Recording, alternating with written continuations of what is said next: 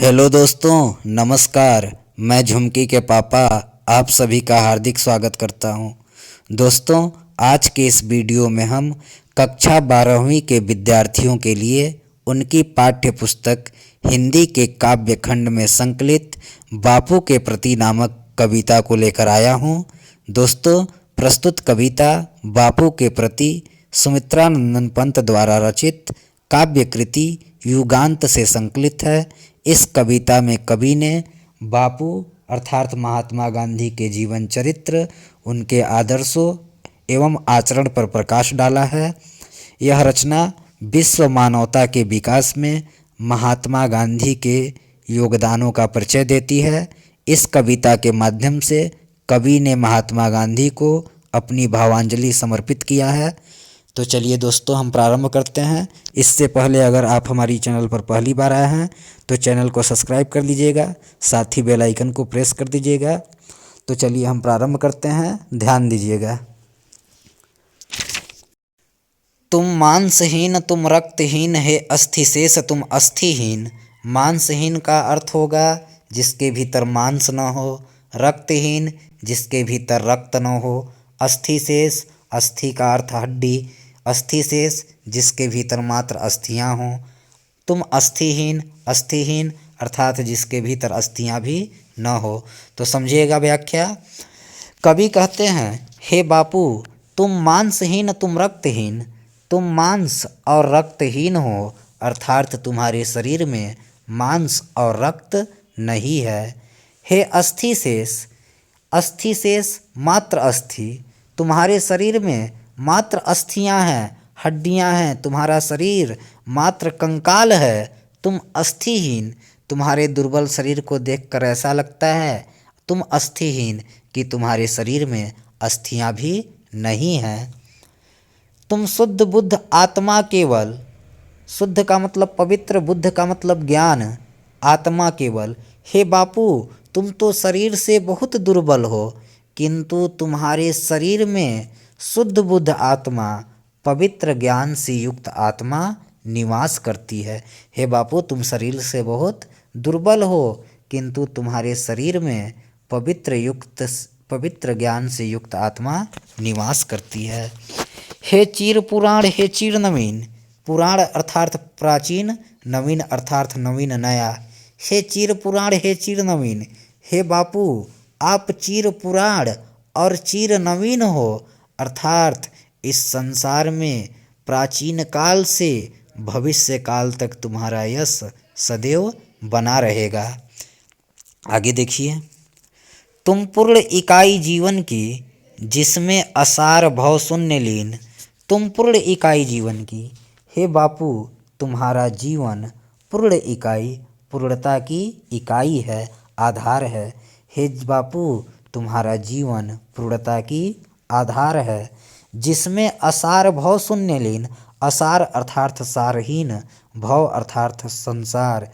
हे बापू, तुम्हारा जीवन पूर्णता की इकाई है, जिसमें भव असार, इस संसार की सारी असारताएं लीन हो जाती है, अर्थात हे बापू, तुम्हारा हृदय और आत्मा इतना विशाल है, इतना महान है, जिसमें सारा संसार समाहित हो जाता है।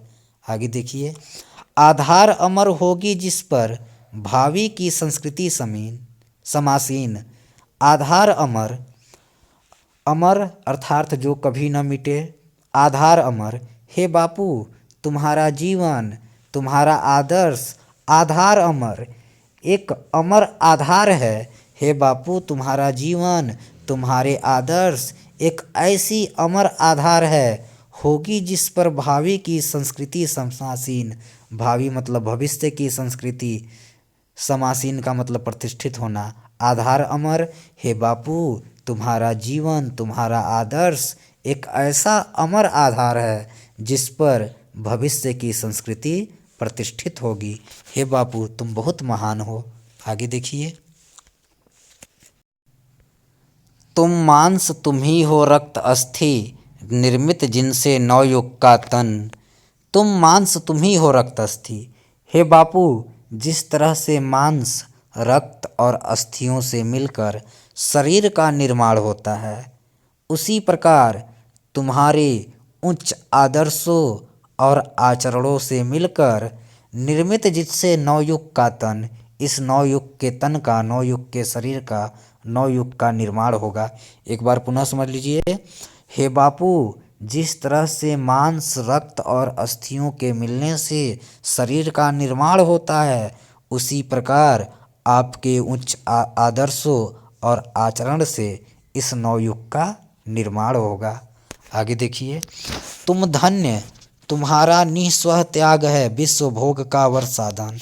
तुम धन्य, हे बापू तुम धन्य हो, तुम्हारा निस्वह त्याग, निस्वह अर्थात निस्वार्थ, तुम्हारा यह निस्वार्थ त्याग भी धन्य है। हे बापू तुम धन्य हो, तुम्हारा निस्वार्थ त्याग भी धन्य है। तुम्हारा यह निस्वार्थ त्याग ही है विश्व भोग का वर साधन, संसार के भोग का, कल्याण का वर साधन, श्रेष्ठ साधन बनेगा। हे बापू तुम धन्य हो और तुम्हारा यह निस्वार्थ त्याग भी धन्य है। तुम्हारा यही निस्वार्थ त्याग इस संसार के कल्याण का वर साधन, श्रेष्ठ साधन बनेगा। इस भस्म काम तन की रज से जग पूर्ण काम नौ जग जीवन। इस भस्म काम तन की रज से, हे बापू, भस्म अर्थात जला हुआ, तन अर्थात शरीर, काम अर्थात कामना। इस भस्म काम तन की रज से, रज अर्थात धूल। हे बापू, तुम्हारा शरीर ऐसा है भस्म काम जिसकी कामनाएं जल चुकी है, अर्थात हे बापू तुम निस्वार्थ शरीर वाले हो तन की रज से, और तुम्हारे यही स्वार्थ रहित तन की रज से, शरीर की धूल से जग पूर्ण काम, संसार की पूर्ण काम, कामनाएं पूरी हो जाएंगी, नौ जग जीवन और नवीन चेतना का संचार होगा। एक बार पुनः समझ लीजिए। हे बापू, इस भस्म काम तन की रज से, हे बापू तुम्हारा शरीर भस्म काम, कामनाओं से रहित है, अर्थात तुम निस्वार्थ हो। तन की रज से, तुम्हारे इस स्वार्थ रहित शरीर की धूल से ही जग पूर्ण काम, इस संसार की मनोकामना पूर्ण हो जाएगी, नौ जग जीवन और नवीन चेतना का संचार होगा। आगे देखिए। बिनेगा सत्य अहिंसा के तानों बानों से मानोपन। ताना बाना, ताना बाना का अर्थ होता है सूत, धागा। बिनेगा सत्य अहिंसा के तानों बानों से मानोपन। हे बापू, जिस तरह तानों बानों से, धागों से मिलकर सुंदर वस्त्र का निर्माण होता है, उसी प्रकार तुम्हारे आदर्शों से, तुम्हारे आचरण से और तुम्हारे सत्य अहिंसा रूपी तानों बानों से, धागों से बिनेगा सत्य मानोपन, मानव में मानवपन का विकास होगा। एक बार पुनः समझ लीजिए। हे बापू, जिस तरह तानों बानों के मिलने से सुंदर वस्त्रों का निर्माण होता है, उसी प्रकार आपके सत्य और अहिंसा रूपी तानों बानों से मानवपन बिनेगा, मानव में मानवता का विकास होगा। आगे चलिए दोस्तों, ध्यान दीजिएगा। सुख भोग खोजने आते सब, आए तुम करने सत्य खोज। सुख भोग, भोग का मतलब आनंद, खोजने आते सब। कवि कहते हैं, हे बापू, इस संसार में सभी लोग सुख और आनंद की तलाश करने के लिए आते हैं, सुख और आनंद की प्राप्ति के लिए आते हैं। आए तुम करने सत्य खोज, लेकिन इस संसार में आपका जन्म सत्य की खोज करने के लिए हुआ है। जग की मिट्टी के पुतले जन, जग की मिट्टी के पुतले जन। इस संसार में जन सभी लोग मिट्टी के पुतले हैं। इस संसार में सभी लोग मिट्टी के पुतले हैं। तुम आत्मा मन के मनोज, लेकिन तुम अपनी आत्मा के मन के मनोज हो। मनोज अर्थात मन में जन्म लेने वाला। एक बार पुनः समझ लीजिएगा। हे बापू, इस संसार में सभी लोग मिट्टी के पुतले हैं, किंतु आप अपनी आत्मा के मन के मनोज हो, अर्थात आप अपने मन को, इंद्रियों को वश में रखने वाले हो। आगे देखिए, जड़ता हिंसा स्पर्धा में भर, चेतना अहिंसा नर्म ओज। जड़ता का अर्थ होता है मूर्खता, हिंसा का अर्थ लड़ाई झगड़ा करना, स्पर्धा का अर्थ एक दूसरे से आगे बढ़ने की दौड़, चेतना अहिंसा नरमोज। जड़ता हिंसा स्पर्धा में, हे बापू तुमने समाज में फैले हुए जड़ता, हिंसा और स्पर्धा में चेतना, अहिंसा और नर्मता का ओझ भर दिया।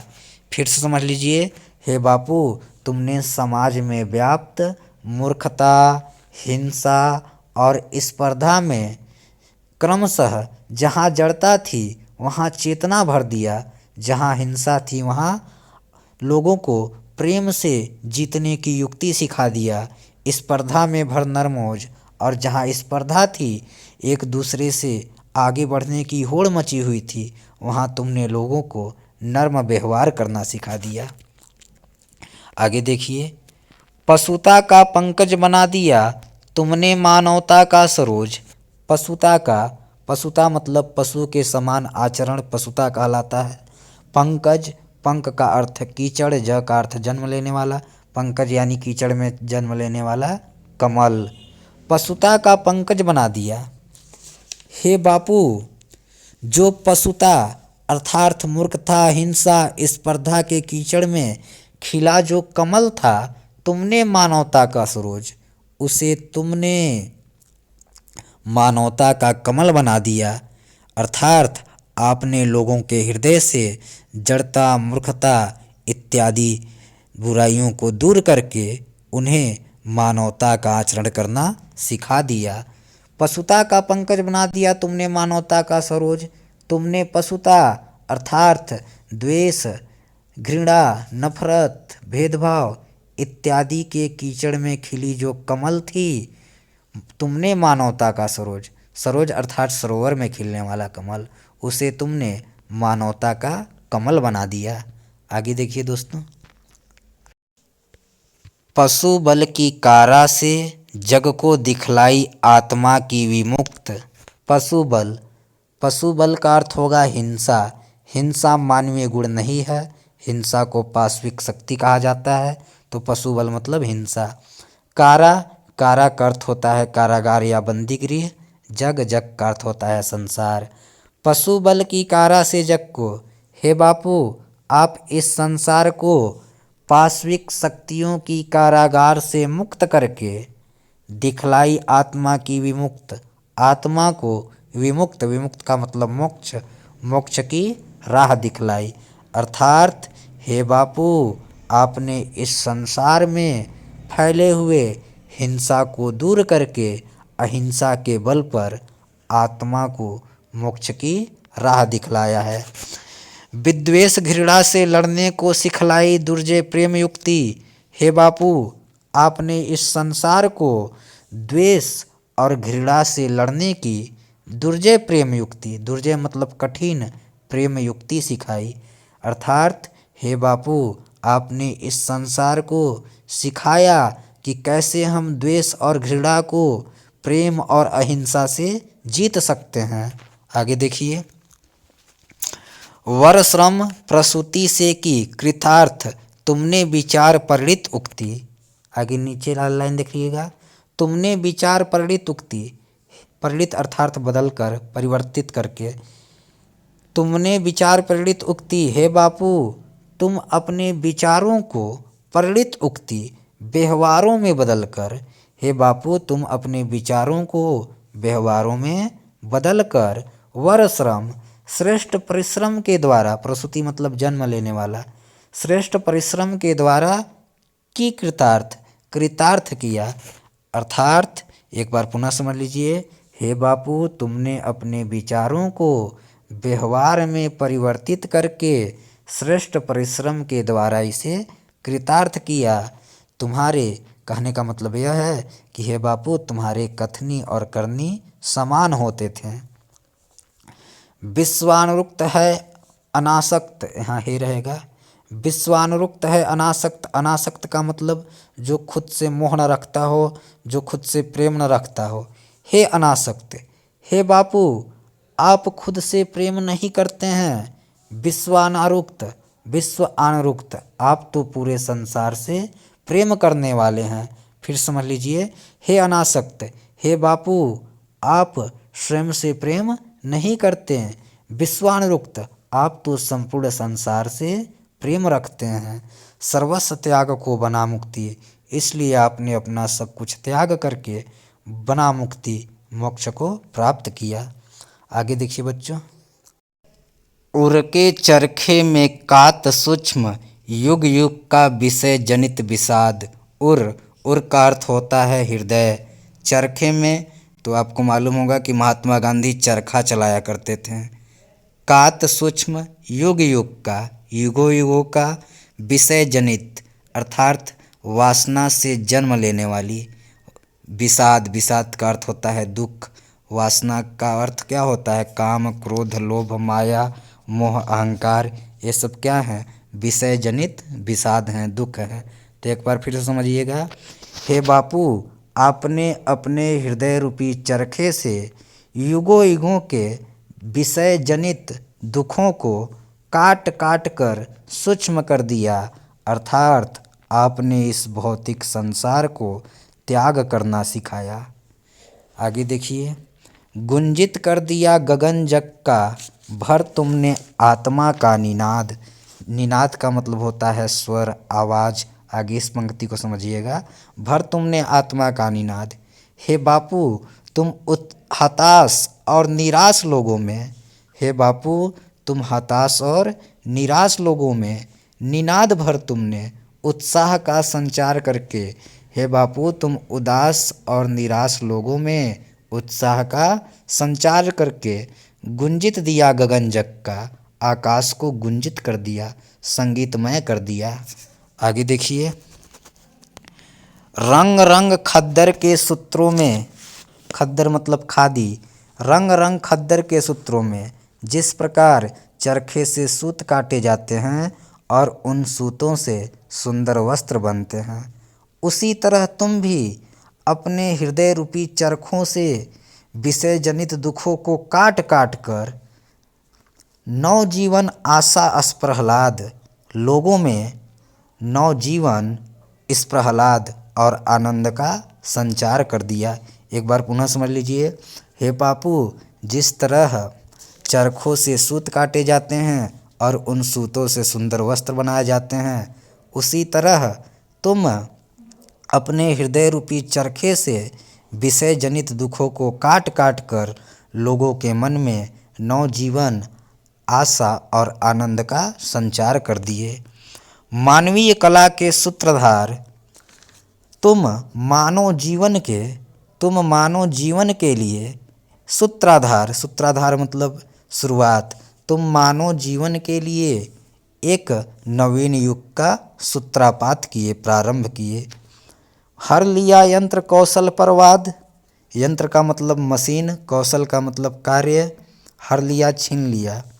हर लिया यंत्र कौशल परवाद, हे बापू आपके द्वारा चलाया गया चरखा आंदोलन यंत्र कौशल का यंत्रीकरण के कारण उत्पन्न बेरोजगारी दुख संघर्षों को हर लिया, छीन लिया, अर्थात आपने संपूर्ण समाज को स्वावलंब होने का संदेश दिया। आगे देखिए दोस्तों, ध्यान दीजिएगा। साम्राज्यवाद था कंस, बंदनी मानवता, पशु बल आक्रांत। साम्राज्यवाद था कंस। कवि का कहना है कि अंग्रेजी साम्राज्यवाद, अंग्रेजी सत्ता था कंस, कंस के समान अत्याचारी था। बंदनी मानवता और मानवता देवकी के समान बंदी थी। पशु बल मतलब पाश्विक शक्ति, आक्रांत मतलब पीड़ित, और सारा समाज पशु बल आक्रांत पाश्विक शक्तियों से पीड़ित था। श्रृंखला दासता, दासता मतलब कैदी, दास, श्रृंखला मतलब समूह, श्रृंखला दासता मतलब ऐसा स्थान जहाँ कैदी रहते हो, कारागार समझ लीजिए। श्रृंखला दासता का मतलब कारागार। प्रहरी का मतलब रक्षक, निर्मम का मतलब निर्दयी, शासन पद, शक्ति भ्रांत, भ्रांत का मतलब भ्रमित। तो सबसे पहले आप इस नीचे पंक्तियों को समझिएगा। निर्मम शासन पद शक्ति भ्रांत, शासन के पदों पर, शासन के पद शक्ति भ्रांत और शक्तियों से भ्रमित, शासन के पद और शक्तियों से भ्रमित, निर्मम निर्दयी लोग श्रृंखला दास्ता कारागार के प्रहरी प्रहरी थे। शासन के पद और शक्तियों से भ्रमित निर्दयी लोग कारागार के प्रहरी थे। कारागार में दे दिव्य जन्म, मानो आत्मा को मुक्त कांत। कवि कहते हैं कि हे बापू, जिस प्रकार देवकी ने कारागार में श्री कृष्ण को जन्म देकर कंस के अत्याचारों से मुक्ति दिलाई, कारागार में दे दिव्य जन्म, उसी प्रकार आप भी बार बार कारागार जाकर, बार बार जेल जाकर मानव आत्मा को मुक्त, मानव जाति को मुक्त, मुक्ति की राह दिखलाई। आगे देखिए। जन शोषण की बढ़ती यमुना, तुमने की नत पद प्रणत शांत। जन शोषण की बढ़ती यमुना, तुमने की नत पद प्रणत शांत। बढ़ती यमुना, जिस प्रकार बढ़ती हुई उफनाती हुई यमुना पद प्रणत शांत, श्री कृष्ण के चरणों को प्रणत स्पर्श करके शांत हो गई थी। जिस प्रकार उफनाती हुई गंगा श्री कृष्ण के चरणों को स्पर्श करके शांत हो गई थी, स्थिर हो गई थी, उसी प्रकार हे बापू, आपने जन शोषण, अत्याचारी और लोगों का शोषण करने वाली अंग्रेजी शासन, तुमने की नत, नत मतलब झुका, लोगों की शोषण करने वाली अत्याचारी अंग्रेजी शासन को तुमने की नत अपने सामने झुका दिया। आगे देखिए। कारा थी संस्कृति, विगत भीति बहु धर्म जाति गति रूप नाम। कारा, कारा का अर्थ होता है बंदी या कारागार। संस्कृति विगत, विगत संस्कृति यानी पिछली संस्कृति। कारा थी संस्कृति विगत। कवि का कहना है कि अंग्रेजी शासनकाल में हमारी संस्कृति कारा थी, बंदी थी, अर्थात हमें अपनी संस्कृति के अनुसार आचरण व्यवहार करने का कोई अधिकार नहीं था। भिति बहु धर्म जाति गति रूप नाम, यह समाज में विभिन्न धर्म जाति गति रूप नाम रंग इत्यादि की दीवारें खड़ी थी। बंदी जगजीवन, इस तरह से सारा जगजीवन बंदी था, कैद था। भू विभक्त, भू का मतलब भूमि, विभक्त का मतलब बटा हुआ। धरती जाति भाषा क्षेत्र के आधार पर विभक्त थी, बटी हुई थी। आगे देखिए। विज्ञान मूढ़ जन प्रकृति काम। मूढ़, मूढ़ का मतलब विवेकहीन मूर्ख, जन का मतलब लोग। मूढ़ जन विवेकहीन लोग विज्ञान, विज्ञान के बल पर प्रकृति काम, प्रकृति को अपने वश में करना चाहते थे। मूर्ख लोग विज्ञान के बल पर प्रकृति को अपने वश में करना चाहते थे। आए तुम मुक्त पुरुष कहने, इस संकट की घड़ी में आए तुम मुक्त पुरुष, इस संकट की घड़ी में हे बापू, तुम एक मुक्त पुरुष के समान, मुक्त योगी के समान कहने हमें यह संदेश देने आए। क्या संदेश देखिए। मिथ्या जड़ बंधन, बंधन का मतलब रिश्ते नाते, मिथ्या का मतलब झूठ, कि मिथ्या जड़ बंधन, कि संसार के सभी रिश्ते नाते झूठे हैं। सत्य राम, बस सत्य राम का नाम है। नानृतम जयति असत्य की, नानृतम जयति असत्य की जीत नहीं होती। जयति सत्यम, सदा सत्य की ही जीत होती है। माँ भय, इसलिए डरो मत, भयभीत मत हो। जय ज्ञान ज्योति, तुमको प्रणाम। ऐसी ज्ञान की ज्योति प्रकाशित करने वाले, समाज को एक नई दिशा देने वाले, मानव में मानवता का विकास करने वाले बापू, तुमको प्रणाम, तुम्हें प्रणाम है। दोस्तों वीडियो पसंद आया होगा तो वीडियो को लाइक कर दीजिएगा, साथ ही चैनल को सब्सक्राइब कीजिएगा। आप सभी का बहुत बहुत धन्यवाद।